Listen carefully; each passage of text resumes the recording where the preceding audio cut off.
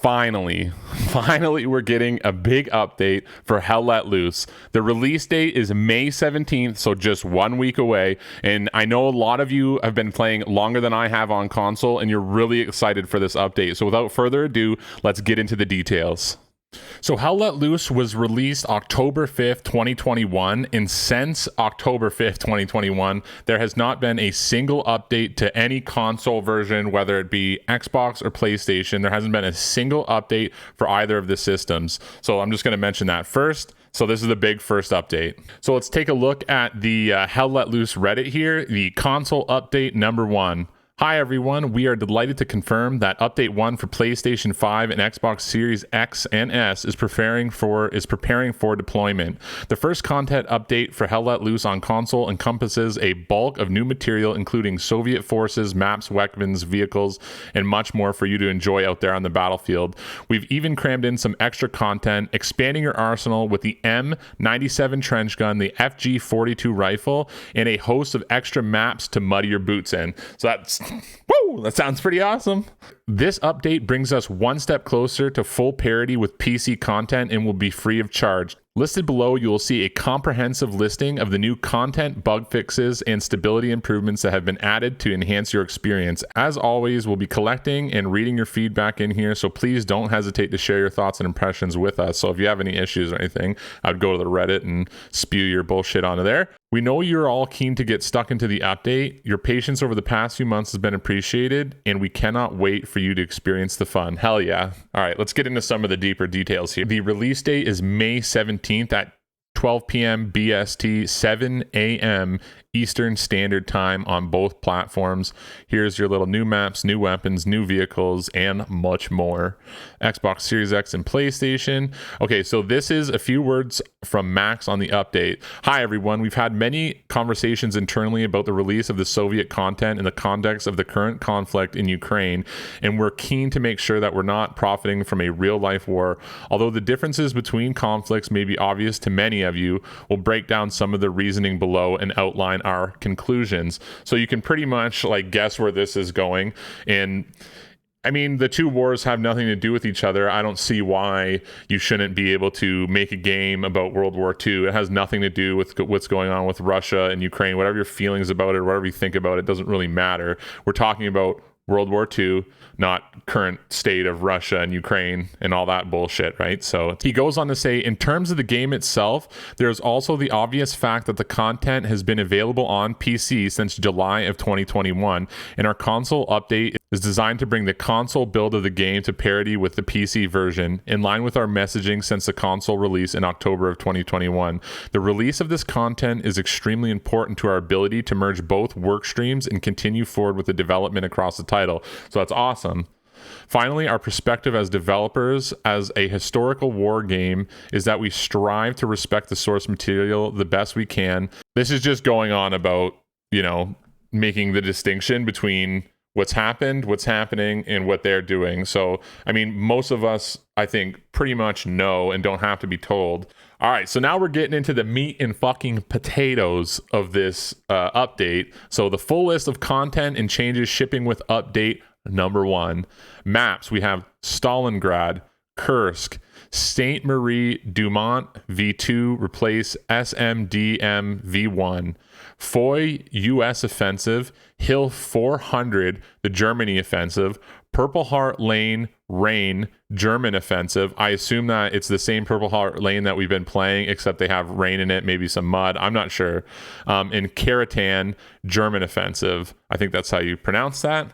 And then for weapons, we have, this is weapons that are being added into the game. So for weapons, we have the PPSH 41, the PPSH 41 with drum, the SVT 40, the Mosin Nagant 1891, the Nagant M38, the Nagant 9130, the DP27, which you know that if you play PUBG, the Nagant 9130 scoped, the SVT 40 scoped, the Nagant M1895, the Tokarev the Tokarev TT38, the PTRS41, the ZIS2, the MPL50 Spade, the M97 trench gun, the FG42, the FG42 scoped.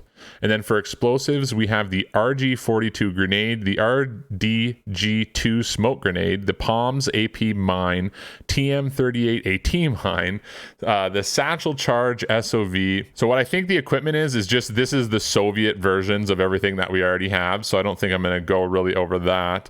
And then in the roles, we have Soviet Union versions of all existing roles, in-game and barracks, U.S. Assault Veteran in-game barracks, German Automatic Rifleman, Paratrooper in-game and barracks, the German Sniper Veteran, anti-tank loadout shuffled around. The new loadout order is the standard issue gun crew ambusher. The old crew was the standard issue ambusher and gun crew. I don't know 100% what that is. Like I said, I'm new to this, so I'm hyped for it. So if you have any comments or if I'm screwing any of this up, just let me know in the comments, because like I said, I'm stoked about this. I'm not like I haven't been playing this game forever on PC. It's just on console that I've been playing, so I don't know that much about the game, and I'm trying to learn. So if you're gonna go into the comments and yell at me, just know that I don't know what the fuck I'm talking about. So the vehicles that are being added is the T-34 medium tank. Okay, so I think that a lot of these are probably already in the game, maybe, but they're doing a Soviet version of it. Maybe that's what they're doing. The T-34 medium tank, the IS-1 heavy tank, the ZIS-5 transport truck, the ZIS-5 supply truck, the ZIS-5 supply truck, the BA-10 recon vehicle, the BA-10 recon vehicle, the M17 half track, replace Panther with Panzer IV medium tank, the M3 half track US, and then this, I'm not going to say that, half track German. Commander abilities are the Katyusha strike, spawn half track, US light and medium tanks can now be spawned. German light tanks can now be spawned. Resource changes to all the commander abilities. Final stand removed. So the UI is set to Soviet backdrop. Enabled Soviet music track. So this is just the UI maybe at the menu, is what I'm thinking. Set to Soviet backdrops front end. Enabled Soviet music tracks. Update IIS to Soviet key art. Added new maps to field manual. Added console specific text update to field manual. And then we have some achievements here too. Defender of the Motherland. Play 5 matches on Stalingrad. To the village of my babushka. Play 5 matches on... That's amazing. So the DCL uniforms, platform holder, store, and in-game. So this is obviously maybe part of the downloadable content, like the extra paid for content. Tropic Fever, US cosmetic. Hot Drop, US cosmetic. False Front, German cosmetic. All right, so now we're going to get into the bug fixes. This is probably, I think, what it may be I'm sure a lot of people are looking forward to some of the maps, some of the guns, but the bug fixes are really what I think is going to make this game a lot better. And like I said before, I'm not like super well versed in like all the bugs on console. I don't know like that much about it. So I'm just relaying the information. That's what we're doing here. Debug text. The game will soft lock on the leave server prompt after resigning as commander. No vote confirmation when a player votes to punish their team killer. FPS drop occurs while tanks are firing at one another. Non-functional button prompts are present above the map's key. Game will stop registering some controller inputs during gameplay. Radial menu does not close after releasing the button in most vehicles. Suspending the title when loading into the map causes crash or game closure. Apply and back prompt in the game options are not localized. The player can equip items that the player has run out of using RB R1. Turning off adaptive triggers and restarting the game will show the trigger still being adaptive and the settings still off. B or O buttons to close the personal stat page does not function on the post-match scoreboard. That's one that annoyed the fuck out of me. 2 functions map to the same button on post-game scoreboard. These are all like the scoreboard options. This is great because I found that, me personally, and I'm sure a lot of other people, I don't know why I said that, I think that this is a kind of a big one for me because I found that the scoreboard has like the most issues when you're actually inside of it. It's hard to get out. It's hard to move around. T17 overlay recently played with. Tab doesn't update after blocking player. Leaving the commander role will result in the player having a slight loss of focus. I don't know what that means, but it sounds pretty cool. So if you dip on the commander role, I don't know what a slight loss of focus means. Maybe when you're aiming down the sights, it's more difficult, just to give you like a little punishment for leaving the command.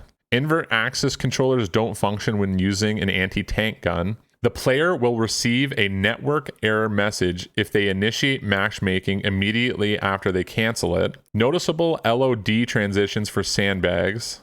Airhead spawn numbers continuously increase until the airhead disappears. Players can clip through and shoot through a hedge asset. Hosts will crash at the IIS after performing a LAN disconnection in game while in a party. Scoreboard option, key, and description of units are not correctly translated. VoIP exploits on consoles. Thanks again for your patience this year. We'll see you next week. All right, so that is the whole thing. Now, I read it out for you because I want you guys to be able to see everything. A lot of the bug fixes, I have no clue what like a lot of these are. FPS drops, maybe something like this is going to stop. Maybe this is FPS drops occur while tanks are firing at one another. Is that like for everybody playing, or is that just for the FPS for people in the tanks? So like, I'm not really sure about a lot of this stuff. So when this is actually released, I just released my review not long ago. So I think it was a little over a week ago I released my console review, and I'm going to be able to it's fresh in my mind, so I'm going to be able to compare this next update, this big update number 1, with the current version of the game. All the new like actual content they're adding in is fucking great. I'm sure everyone is going to have a lot of fun with that.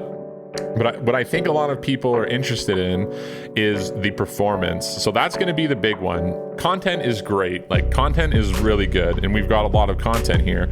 But what I think a lot of people really want is better performance, more consistent performance. And I think that hopefully this will do it.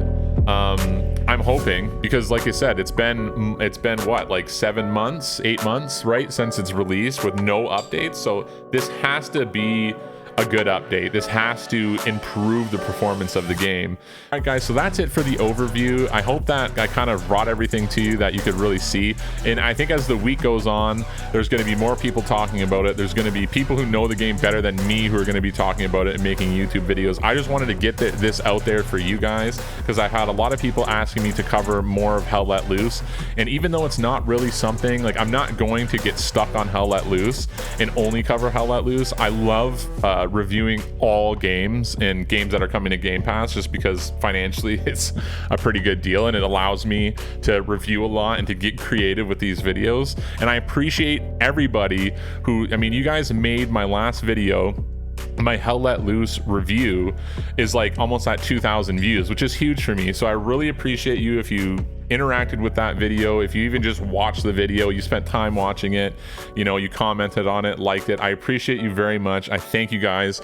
It's really, really awesome, the support that I got from the FPS, you know, community, the Hell Let Loose community.